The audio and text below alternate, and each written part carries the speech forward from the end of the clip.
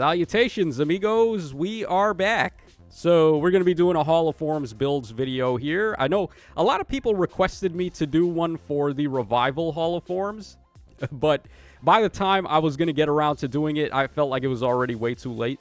So I'm going to try to be a little bit more punctual when it comes to the Hall of Forms builds videos, because it seems like a lot of people really like these, even though, I mean, not necessarily every Hall of Forms is going to have good units to build up. Like, this is one of those prime examples where you're either going for an insane gamble on Linde here, who could potentially be really good with her refine, but there's no telling when that's going to be, or even if they make good on that. So it's a complete shot in the dark, man. You've got no clue what's going to happen. This Leif over here is just really bad. He's a harmonic hero, but he is not it. Safy, surprisingly, is the best out of the bunch. She has access to the best skills, and then her gimmick of having odd and even recovery is actually pretty helpful. So, yeah, believe it or not, despite having double harmonic heroes, the random staff unit is actually the best option here. And then Dagdar is kind of just dead in the water. Building him up it's just going to feel bad anyway because he's an infantry axe, and we have no shortage of good free-to-play merge project axes. So with all that out of the way, let's go ahead and take a look at the builds for these guys. Well, not necessarily builds, more so just like primary skills you want to pick up, then secondary, and then tertiary if they apply. So we're going to start things off with Linde, because if you are going to gamble, like I said, she probably has the most potential. It all just comes down to if her refine ends up being good or not. So yeah, Teapot for the time being is actually a solid weapon that you can pick up, and even though you are going to use her preference weapon, like there's no reason to use this Linde outside of that, because it gives you the terrain bypass support to allies.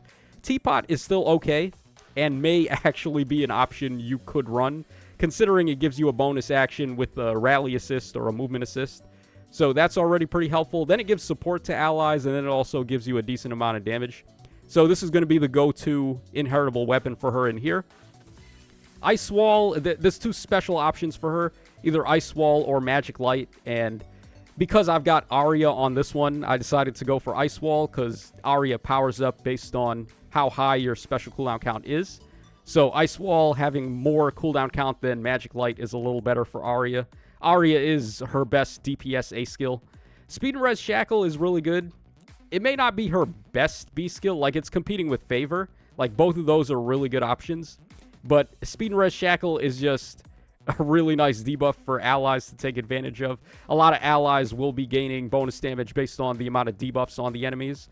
So yeah, just having a universal debuff skill like this is really nice. And then Attack Speed Insight Hone for our best C skill option. She did actually miss the jump on Hone Assault, which just recently came out on the Ninja banner. That's a really good C skill for these ranged cav types, but unfortunately, it's not going to be available in this round of Hall of Forms, so they do miss out on getting it. But Attack and Speed Insight Hone is okay. Alright, then for our secondary skill options, like I said, we have Magic Light. Sly Swift Sparrow is an okay, respectable DPS. Attack and Speed Favor is competing with Shackle for being her best B skill, and in some cases it could be better. It's going to give you more damage for sure, considering it gives empathy support to allies, and then you get scaling true damage based on how many allies have empathy. And then even your allies with empathy are going to deal +5 damage there. So it's just the gift that keeps on giving for everybody. Shadow Shift is a nice skill for just positioning shenanigans, especially with Teapot. Like if you're going to give her reposition, and then she's getting bonus actions with Teapot after using Repo, and then you could just Repo a bunch of guys in with Shadow Shift. It could be really nice, particularly for like 8th Raid's offense, where you just want to get a bunch of characters moved into a better spot. She doesn't have innate Canto, though, so you're going to have to go for Far Trace Echo or like some other source of Canto for her to use Shadow Shift good. Or just give her Sigurd Ring, I guess. But yeah, those are a couple of options there for the secondary skills. And then tertiary skills, if you want to go for an AoE special, which could be viable, then Verge of Death would be your best bet. Fatal Smoke is more so an investment option where in the future, if her refine is actually legit and she gets some good DPS, then Fatal Smoke would actually be putting in a lot of work for her. So this one is more so if you want to future-proof her. And then Speed and Res Fartron, like we said, she doesn't have innate Kanto. So it could be an okay idea to just get it on her naturally from the B skill. So yeah, there we guys go for the builds, or not necessarily builds, just the skills you want to go for on Linde. Alright, let's go ahead and move on to our next unit. So we have Scion Leif over here. Now, this guy is actually even worse than I gave him credit for, because I don't think he has Brave Attacking. Like, he just has a lot of speed. Not even a lot of speed by today's standards, but he has speed, and he's trying to go for natural double attacks, which is not going to work out in his favor at all. Funny enough, Arc Rival is his best special, even though he can't get color advantage ever because he's a colorless unit. Unless we're talking about shenanigans where you've got, like, triangle... What was it again? Anti-triangle adept, cancel affinity, and you're fighting a unit that has effective against colorless, which... How often is that ever going to happen? Probably never. So, yeah, Arc Rival is not at full strength, but even regardless, it's still his best special option. Sly Swift Sparrow, again, for good DPS. Def Res Shackle, again, universal debuff skill, very good. And then again, attack speed, insight, hone. Pretty good buff skill for allies. And then he did get shafted out of Hone Assault, which does suck. Stall Game Bow is way better than his regular weapon, because it has the Ninja Lucina true damage effect, where it's 5 times the number of bonuses active on you and penalties on the foe with a max of 5. So 25 points of true damage there. It's... Believe it or not, it's probably the best inheritable bow outside of the arcanes, which are not available in Hall of Forms for some reason. But yeah, pretty slim pickings when it comes to this guy for the weapon. Snaking Bow is an okay option. It gives him 10% bonus damage based on attack, but like, you're just going to get a lot more out of Stall Game Bow getting potentially 25. So yeah, that's just better, even though this could be an option. It also nullifies enemies' pierceable DR when you proc your special. So that could be food for thought, I guess. Curved Shot is a secondary special option, but it's, even though it has a lower cooldown count, it's just worse than Arc Rival, unfortunately. Flared Sparrow would be a pretty good A skill for him. If you're going to run Yorin Zeal on this guy, which is certainly better than Curved Shot, I'll give it that much, then you could potentially get double stacks of Flared Sparrow, which is good. Attack and Speed Favor, again, like we said with Linde, just a really nice buff skill. And then again, Shadow Shift. He actually has Kanto on his weapon, but it's only Kanto 1. So, yeah, to use Shadow Shift effectively, you want a little bit more than Kanto 1. But it's still an option for sure, just for positioning. And then tertiary options here. We've got the Gainful Bow, which... Who was it that came with that? I think it was Cadence or Candence, whatever her name is, from Fates. So Gainful Bow has uncapped true damage based on how many bonuses you've got active. And we just recently got Alfador, who can potentially just give 1,000,000 bonuses to allies when he uses his Shadow Smite on them. So Gainful Bow might be on the rise. It actually might be better than Stall Game Bow if you're specifically running this guy with Alfador. Otherwise, though, I Stall Game Bow is just more consistent. Flame Wall may be an option for his other special if you want to go for that, but it's just not better than Arc Rival. And then Prime Fork potentially gives us Close Counter if you have enough bonuses. Speed and Defense Detect is a decent debuff skill. Not quite as good as Favor, and not quite as easy to activate either, because you specifically have to use a movement assist. You can't use a rally with it. And then Odd Speed Wave 4 gives him the null follow-up on odd number turns. Or you could go for even, not even, is it odd or even Defense Wave 4? Let me just quickly check that. Defense Wave 4, yeah, so odd Defense Wave 4, that's the one. You would go for that if you want to get tempo on him, which could be good. Helps him get to Nyorin Zeal easier, and so on and so forth. So yeah, this guy, I don't recommend him. Not even if you're going to try to play the investment game and hope for a good refine. On paper, this guy is just trash. So yeah, just RIP Leif. Let's go ahead and move on to Safy now. So like I said earlier, Safy is definitely the best option just at face value. So Bouquet Baton, the weapon that we got from the Bride Lana, pretty good support staff weapon.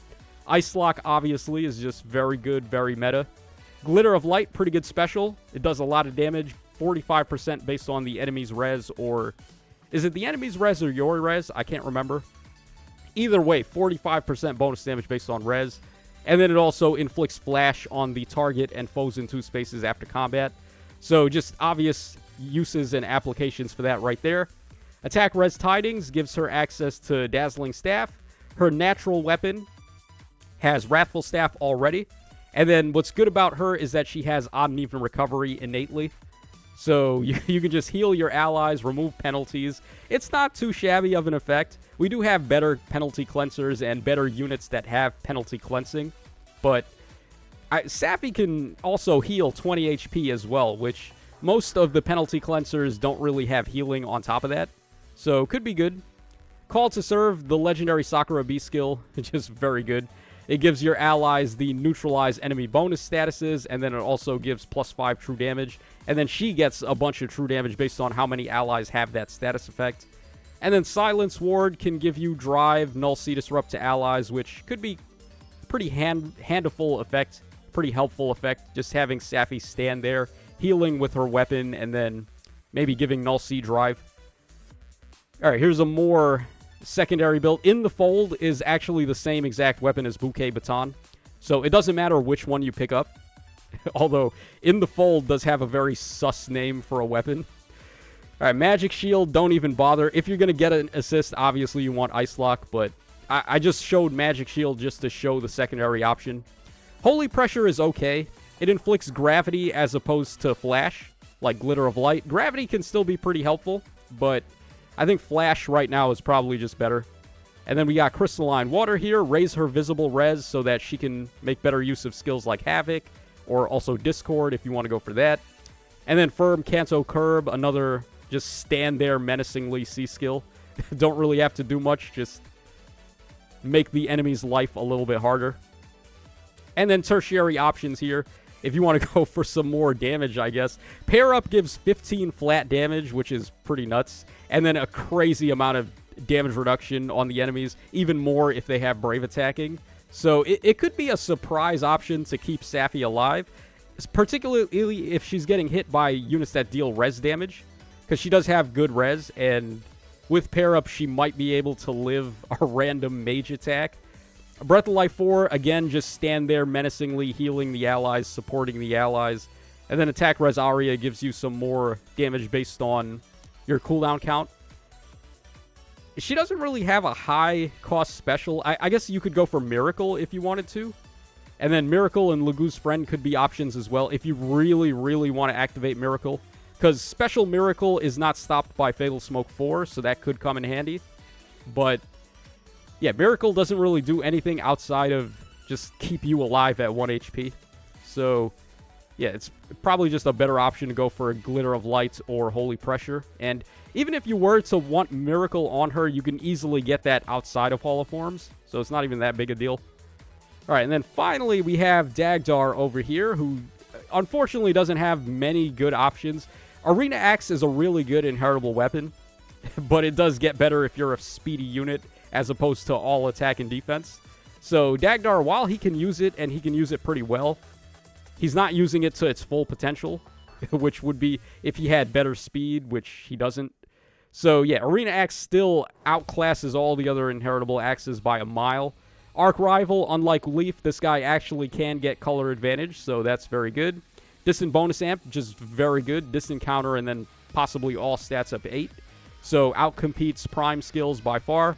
Pair Up, once again, like we saw on Safy, insane defensive B skill. And then Pulse Tempest F, which gives you Tempest, and then it gives you -2 cooldown before your follow-up.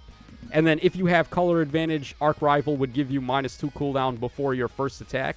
So pretty nice combo there, getting -2 on both of your attacks, potentially. And then for the assists, you just want to go for any of the gates. Reposition gate, swap gate, whatever. Okay, so secondary. Fan and Foliage is a little bit more, like, comprehensible, I guess, on this guy, because it does power up based on attack. It's 10% bonus damage based on your attack. But there's no way to surmount the amount of bonuses you're getting from Arena Axe. Like, the Shackle is so crazy. This weapon really doesn't have anything on that level.